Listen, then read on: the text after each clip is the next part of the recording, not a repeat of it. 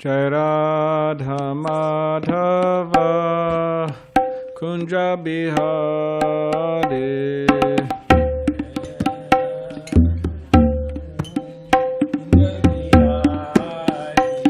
Jai Radha Madhava Kunja Bihari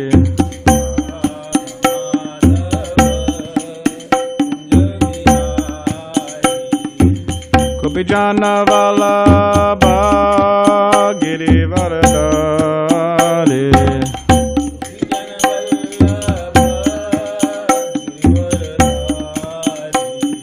Gopijana Vallabha Girivaradari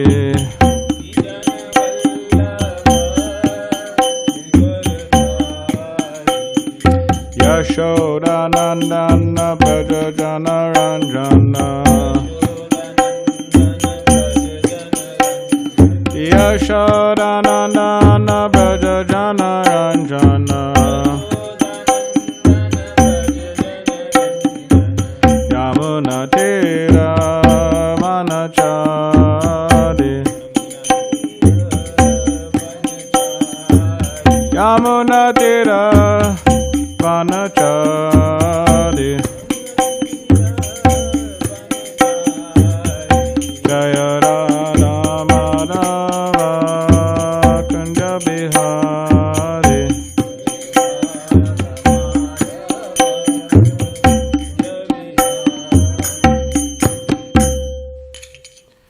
Prabhupada ki jai.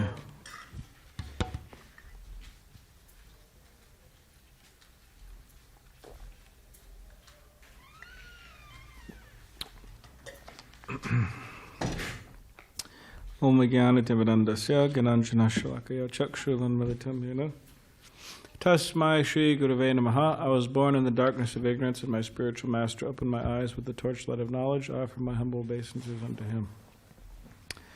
So this evening we'll be reading from the Srimad Bhagavatam, Canto 10, which is entitled the Summum Bonum, and we'll be reading from chapter 9. Mother Yashoda binds Lord Krishna. We'll be starting with text 1. Om Namo Bhagavate Vasudevaya. Om Namo Bhagavate Vasudevaya. Om Namo Bhagavate Vasudevaya. Om Namo Bhagavate Vasudevaya.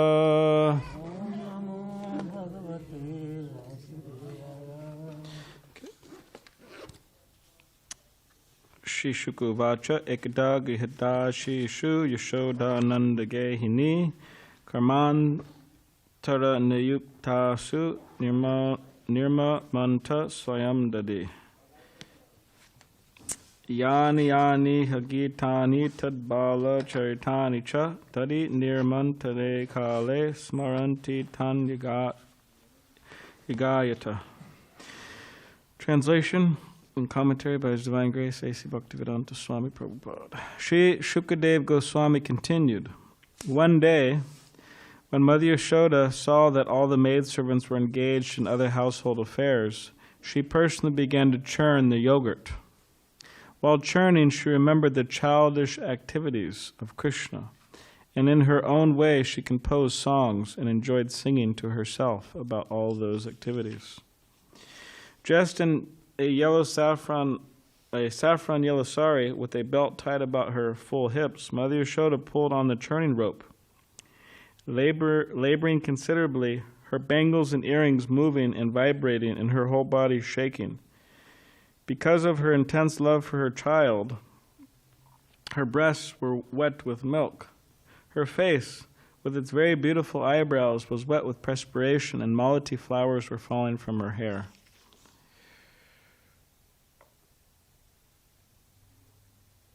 So she was churning yogurt, Mother Yashoda. While Mother Yashoda was churning butter, This is turned into butter. Lord Krishna, desiring to drink the milk from her breast, appeared before her. And in order to increase her transcendental pleasure, he caught hold of the churning rod and began to prevent her from churning. So Krishna caught hold of the rod.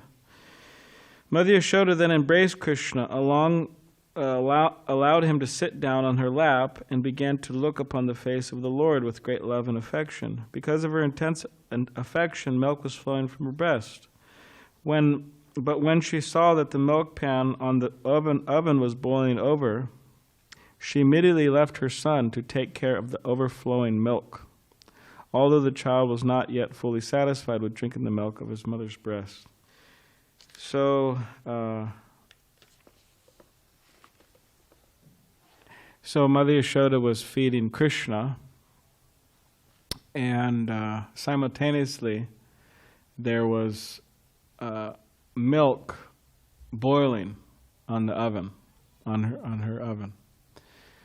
And so she put Krishna down to tend the milk. And some of our previous acharyas or teachers, they have explained that in Krishna's pastimes, Krishna is the Supreme Personality of Godhead, so in his pastimes, everything is conscious.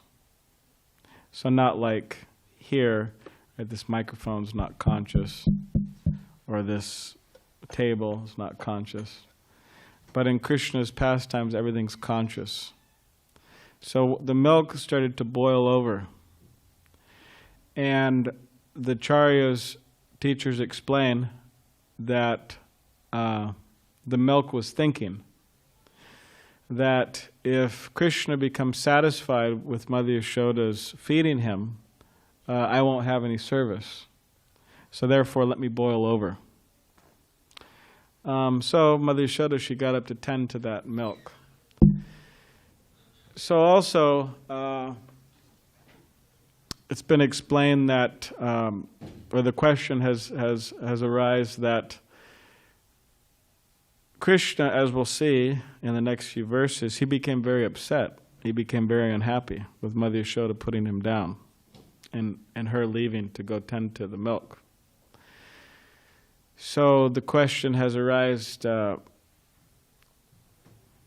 how is it, because Mother Yashoda is a supremely pure devotee, so how is it that she did something to upset Krishna or make Krishna mad? Is it in the realm of pure devotional service? And the answer is yes, of course, because everything she does is pure devotional service to Krishna. So, and how is that? Because externally Krishna is very angry, mad. So you could say, how is that pleasing to Krishna? How is what she did pleasing to Krishna? So the idea is that Mother Yashoda, she was getting up to tend to the milk for who? For Krishna. She wasn't doing it for herself. She wasn't saying, okay, Krishna, you sit here and I'm going to go, I need to, text somebody, or I need to, whatever, check social media page or something. Of course, anyways, it wasn't around those times, but she didn't think, oh, I need to go, talk to my friends or something. She was doing it for Krishna, getting the milk for Krishna. And this particular milk was special milk because it was milk that came from cows, particular cows, that ate special grass on Govardhan Hill. So she wanted to make sure she was taking care of this milk for Krishna. So, because part of devotional service or serving Krishna is that we have to serve Krishna how he wants to be served. In other words, just like Kamsa, the great demoniac king, right? Krishna's uncle, Kamsa. He was also Krishna conscious. He was thinking Krishna all the time. oh, Krishna's going to come and kill me, and oh, I have to send somebody to go kill Krishna. He was always thinking about Krishna. But he wasn't thinking of Krishna in a favorable way or a way that is devotional. So the idea is we have to think of Krishna, but think of Krishna, thinking about pleasing Krishna. And this is what Mother Yashoda was doing. So she got up and started to tend to the milk. Being very angry and biting his reddish lips with his teeth, Krishna, with false tears in his eyes, broke the container of yogurt with a piece of stone. So he became very angry. He got a stone and he broke a pot of yogurt. Then he entered a room and began to eat the freshly churned butter in a solitary place. Mother Yashoda, after taking down the hot milk from the oven, returned to the churning spot. And when she saw that the container of yogurt was broken and that Krishna was not present, she concluded that the breaking of the pot was the work of Krishna. Krishna at that time was sitting on an upside-down wooden mortar for grinding spices and was distributing milk preparations such as yogurt and butter to the monkeys as he liked. Because of having stolen, he was looking all around with great anxiety, suspecting that he might be chastised by his mother. Mother Yashoda, upon seeing him, very cautiously approached him from behind. So if those, if people are accepting Krishna as a Supreme Personality of Godhead, people may wonder, okay, well, why is he scared of Mother Yashoda? Because it says that he ran off to a particular place and he was distributing yogurt and milk, yogurt and butter, right? Milk preparations to the monkeys. But he was looking around, right? Right, left. He was looking because he was thinking, okay, Mother Yashoda's going to come. She's going to chastise me. So if he's a Supreme Personality of Godhead, why was he displaying fear of Mother Yashoda? So the Srimad Bhagavatam explains that there's a particular energy called Yoga Maya. And Yoga Maya is this spiritual energy that specifically covers Krishna. Of course, he allows himself to be covered. And covers the devotees. So in other words, Mother Yashoda, being influenced by this energy, Yoga Maya, she forgets Krishna's godhood. So she could act as his mother. And Krishna being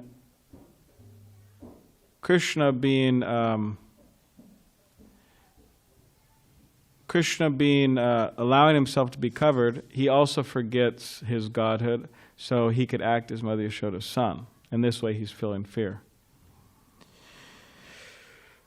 When Lord Sri Krishna saw his mother stick in hand, he very quickly got down from the top of the mortar and began to flee, as if very much afraid. Although yogis tried to capture him as Paramatma by meditation, desiring to enter into the foldance of the Lord with great austerities and penances, they failed to reach him. But Mother Yashoda, thinking that same personality of Godhead, Krishna, to be her son, began following Krishna to catch him. While following Krishna, Mother Yashoda, her thin waist overburdened by her heavy breast, naturally had to reduce her speed. Because of following Krishna very swiftly, her hair became loose and the flowers in her hair were falling after her. Yet she did not fail to capture her son Krishna. When caught by Mother Yashoda, Krishna became more and more afraid and admitted to being an offender. As she looked upon him, she saw that he was crying, his tears mixing with the black ointment around his eyes. And as he rubbed his eyes with his hands, he smeared the ointment all over his face.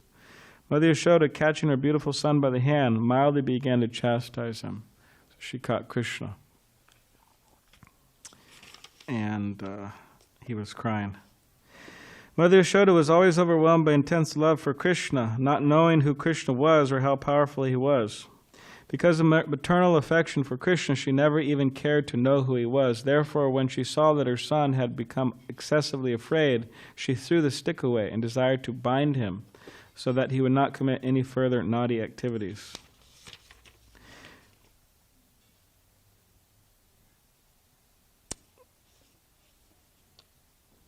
So she started to try to bind Krishna with ropes, his belly specifically.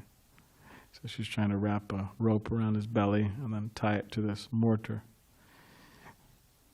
When Mother Yashoda was trying to bind the offending child, she saw that the binding rope was short by a distance, the width of 2 fingers.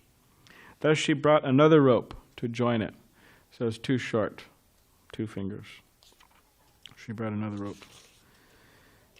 This new rope also was short by the measurement of 2 fingers. And when another rope was joined to it, it was still 2 fingers too short. As many ropes as she joined, all of them failed. Their shortness could not be overcome. So they're all 2 fingers too short. Thus Mother Yashoda joined whatever ropes were available in the household, but still she failed in an attempt to bind Krishna. Mother Yashoda's friends, the elderly gopis in the neighborhood, were smiling, enjoying the fun. So they're all looking and seeing Mother Yashoda try to bind Krishna. Similarly, Mother Yashoda, although laboring in that way, was also smiling. All of them were struck with wonder. Because of Mother Yashoda's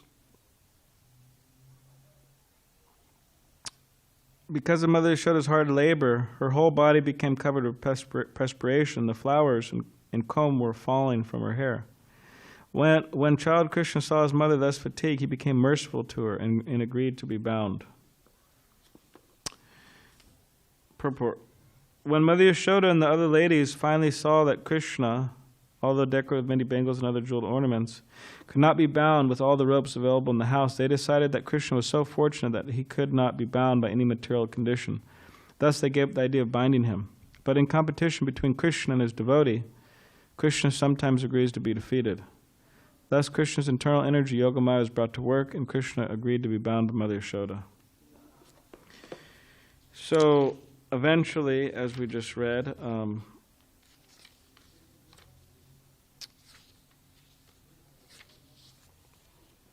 that Mother Yashoda, through her hard labor trying to bind Krishna, she was successful. And so the previous acharyas, teachers, they explain that these particular Krishna, the rope being 2 fingers too short, that represents 2 things. And that is, 1, a devotee's determination or effort, hard work, and 2, Krishna's mercy. So sometimes within religious circles, right, there's in the religious realm throughout the world, when people are discussing religion and God's mercy and all that, sometimes people subscribe to the idea that it is simply God's mercy alone that I'm going to be successful. I can't do anything practically. It's all God's mercy. And there's some people who say that, oh, well, it's all, practically speaking, my hard work or endeavor. But it's actually a combination of both. As the Bible says, faith without works is dead. So it means that we can't just say, oh, well, I have faith, and then God will give me His mercy, right? I mean, it's good we have faith, but we have to endeavor for Krishna's mercy. And part of that endeavoring is trying to be Krishna conscious, right? There's 9 processes of devotional service: Shravanam, Kirtanam, Vishnu Smaranam, Padasevanam, hearing, chanting, remembering, different ways we could engage in Krishna service. So yeah, it's a combination of both. That just as Mother Yashoda, she worked very hard, and then Krishna allowed himself to be bound. So similarly, if we're trying to get Krishna's mercy, then it will require us to endeavor a lot, actually, and then Krishna will reciprocate. So there's just a few more verses here. O Maharaj Parikshit, the entire universe with its great exalted demigods like Lord Shiva, Lord Brahma, and Lord Indra, is under the control of the Supreme Personality of Godhead. Yet, the Supreme Lord has one transcendental attribute. He comes under the control of his devotees. This was now exhibited by Krishna in this pastime. Neither Brahma, nor Shiva, nor even the goddess of fortune, who is always the better half of the Supreme Lord. This is where this idea came up, right? They say that wife is the better half. So it's here in the Bhagavatam. It says, neither Brahma, nor Shiva, nor even the goddess of fortune, right, Lakshmi, who is always the better half of the Supreme Lord, can obtain from the Supreme Personality of Godhead, the deliverer from this material world, such mercy as received by Mother Yashoda. The Supreme Personality of Godhead, Krishna, the son of Mother Yashoda, is accessible to devotees engaged in spontaneous loving service, but he is not as easily accessible to mental speculators, to those striving for self-realization by severe austerities and penances, or to those who consider the body the same as the self. When Mother Yashoda was very busy with household affairs, the Supreme Lord Krishna observed twin trees known as Yamala Arjun, which in a former millennium had been the demigod sons of Kuvera. In their former birth, these two sons, known as Nalakuvera and Managriva, were extremely opulent and fortunate, but because of pride and false prestige, they did not care about anyone, and thus Narada Muni cursed them to become trees. So that's the next chapter. Describes that. So yeah, this particular month, it's a special month, Kartik. There's Govardhan Puja, which is this coming Friday. Here we'll celebrate at the temple. And it's also Diwali, and there's other important celebrations in this month. So it's a month of Kartik, and it's a month where we're supposed to, try to make more spiritual progress somehow. So people take certain vows, they'll chant more, they'll do this more, they'll do that more, they'll do this less, they'll do that less. So certain things we could vow to do to increase our Krishna consciousness, because it's said that this particular month, whatever we do spiritually, it has 1,000 times or 10,000 times more benefit.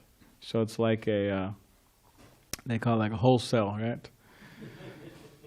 Special time, right? Mercy's on sale for a good price.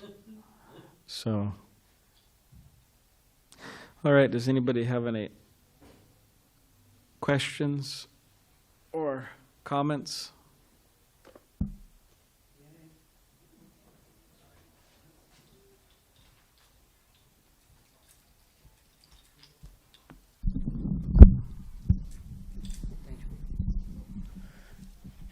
Yes, I don't know if you can remember now, but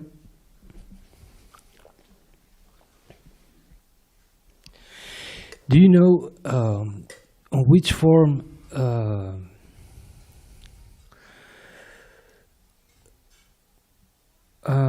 demon? I don't remember if you were talking about the Hiranyakasipu or Ravana. Which form he came back to the spiritual realm, or any other demon? Do you, by any means, would you be able to tell me what kind of living entity is on the spiritual realm? What's the position? Well, I mean, there's in the pastime, in the Srimad Bhagavatam, in the 3rd canto, or anyways, I'm forgetting what canto it is now. I think it's the 3rd. But there's the account of Jai and Vijay. They were cursed to come to the material world for not letting the Kumaras in. And that Jai and Vijay, they're given option. You want 7 lives as a demon, or 7 lives as a devotee, or 3 lives as a demon? And they chose the 3 lives as a demon. So, and it became, Ravana, and who's the other one? Kumbhakarna, and the next one was Shishupal, Dantavakra, I think. And then the other one was, who else? Hiranyakashipu and Hiranyaksha. Hiranyaksha. Yeah. And then they, after those lives, they went back to Godhead. Yeah, but sorry again, but I want to know, do you know which position do they... Oh, what position do they take when they go then, back? Or any other demon? Yes. Well, I mean, they were Jai and Vijay, so I take it that they went back to that position of Jai and Vijay after their demon lives. Like maybe a couple of Gopals? Not Gopals, but they were in Vaikuntha. They were like the doorkeepers in Vaikuntha. So they go back to that service. Thank you, bro. You're welcome. All right, any other? All right. Okay, so now we'll have Tulsi. Was it?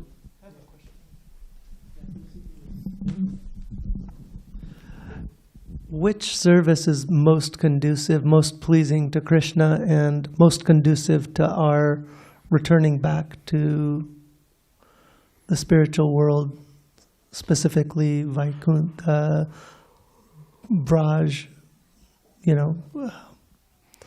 Yeah. So the most intimate abodes of the Supreme Absolute Truth and the Okay. most sublime service to the Lord.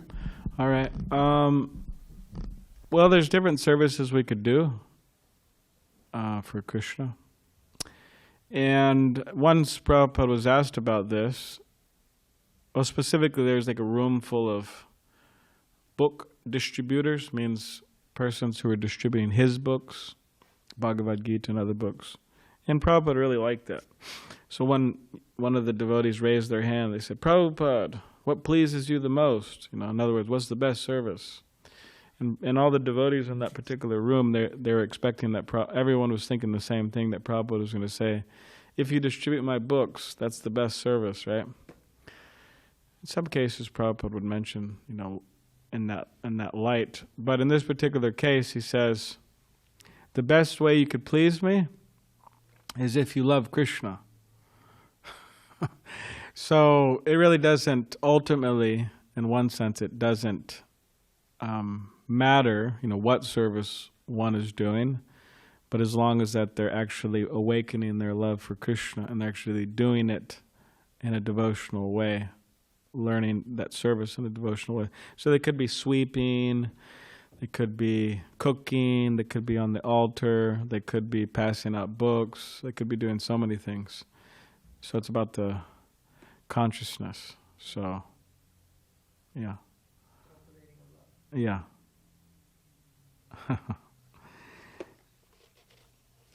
So that's in brief, people give seminars on that question, but that's like kind of brief. Hare Krishna, thank you. All right. All right, so now we'll have Tulsi Puja and followed by the greeting of the deities, and then still serve prasadam. So, all right, thank you. Hare Krishna.